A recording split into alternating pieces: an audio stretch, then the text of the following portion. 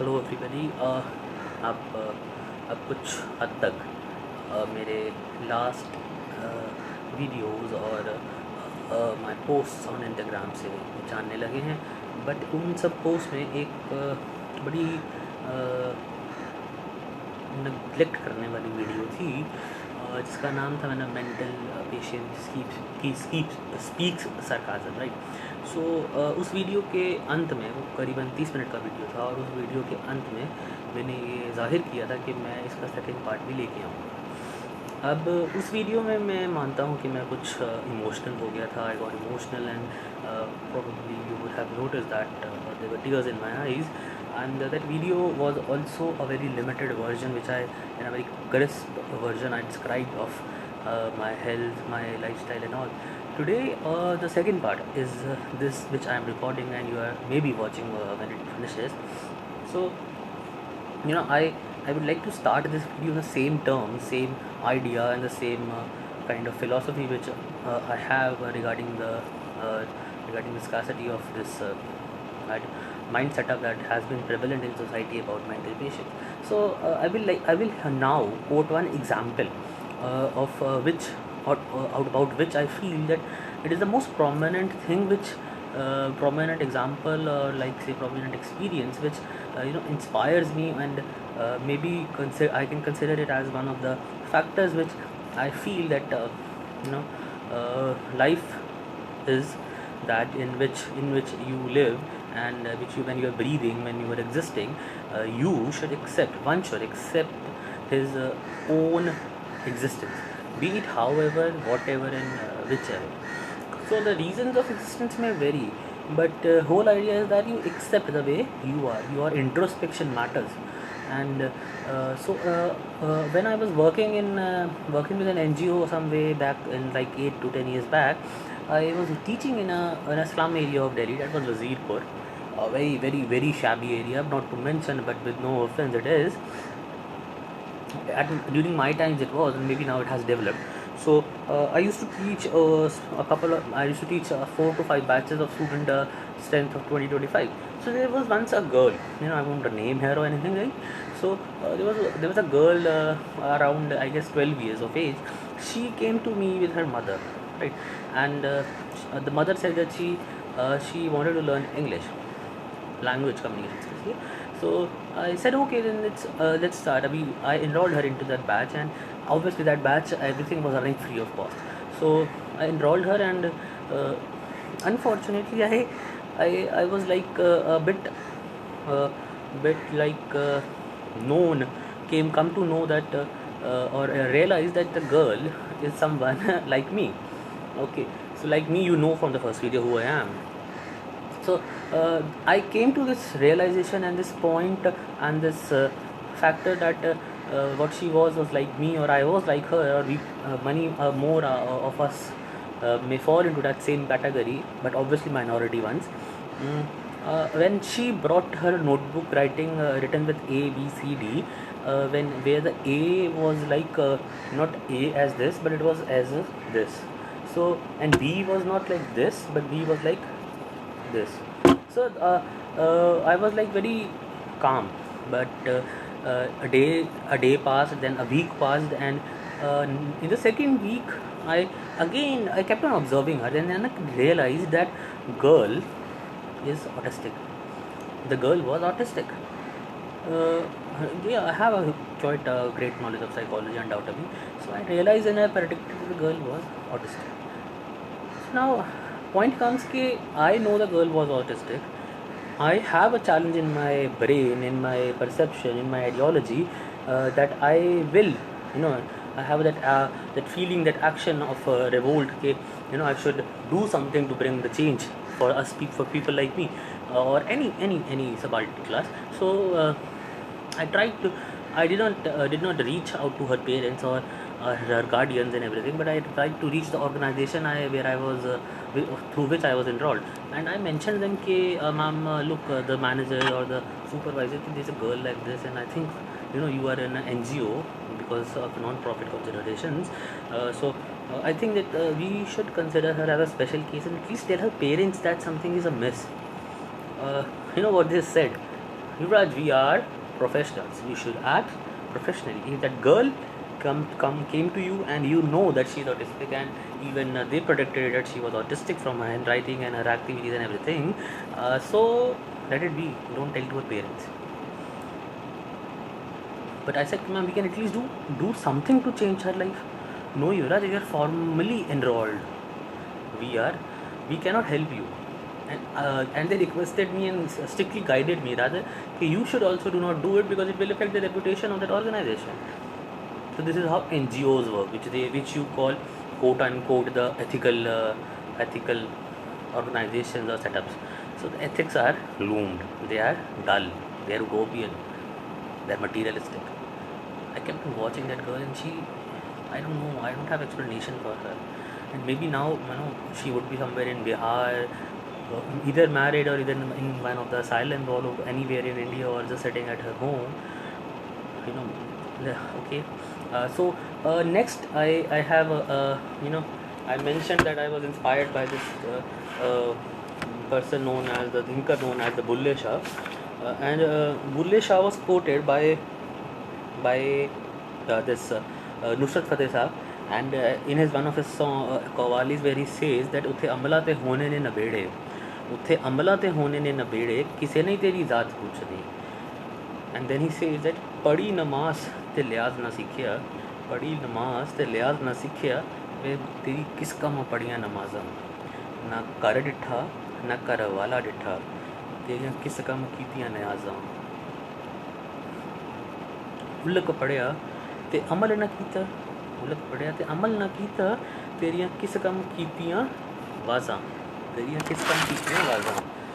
Bulle Shah, again, Nusrat Sahab is also quoting Bulle Shah, so we can imagine how the person and his thinking and his rationality or his ethical ethnicity and his vision would have been that so many people in today's world describe him and quote from him. So similarly, Nusrat Sahab has quoted, "वे बुल्ले शाह पता तद लगसी, बुल्ले शाह पता तद लगसी, जदों चिड़ी फसी हथ बाजा, उत्थे अमलां ते होने ने नबेड़े, किसे ने तेरी जात पूछी." So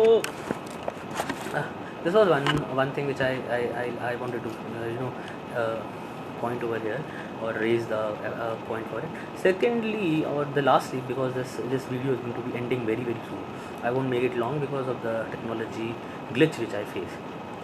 Even if I wish I can, but I cannot help. So maybe the next third part for sure will come. So yesterday I ended in in that video I ended in a very sarcastic mode of the process of society or the thoughts of society, and cursing myself and everything. So today I will just elaborate a few stances of my life which relate to the same, that how we are stigmatized. So firstly I will point out this stigma is over here now. I have accepted it. I have accepted my existence. In the past years I was hiding it. I was shameful of it. I am one of those, and having a ailment like schizophrenia, where you where till now on very high antipsychotic drugs and everything, you lose your cognitivity to every extent, that even when your teacher asks you, even when the faculty, I'm doing pursuing doctorate right now, so even now, even when your professor or your guide, anyone asks you that please mention your topic of presentation, and instead of presentation you write assignment in that live lecture, so you can imagine that you're too much confused about life, right? This confusion comes from the cognitivity. So this is the one point, and I really feel people are not ready to even answer same question twice, because at once you cannot get, at once I cannot get it, and secondly when I ask, they say please don't disturb the class, or not the faculty which I am under, but the peers are like this. Okay, so this was the first point. And secondly, I will mention that there was once an instance that one of my cousins, my paternal cousin, in my kinship, got married. She had a baby boy, and she was at her maternal house, and that maternal house is our ancestral property, and me and my father and his brother, his elder sibling, shares that house. commercially we do, and by being residential over there they do. So we were all frustrated from life and everything. My family was very at the point of suffocation, and such as saturation, and also they wanted to burst out. So rather than that, we decided that we'll take a trip back to our ancestral house. So what happened was कि we my grandmother, uh, who is more attached emotionally with my father's elder sibling rather than my father much. So she decided to call them up and tell them that we are coming. So we made a call. We made a call to that city, to that house, or that my uncle, and you know what? That uncle, which who used to love me like anything till until I was diagnosed.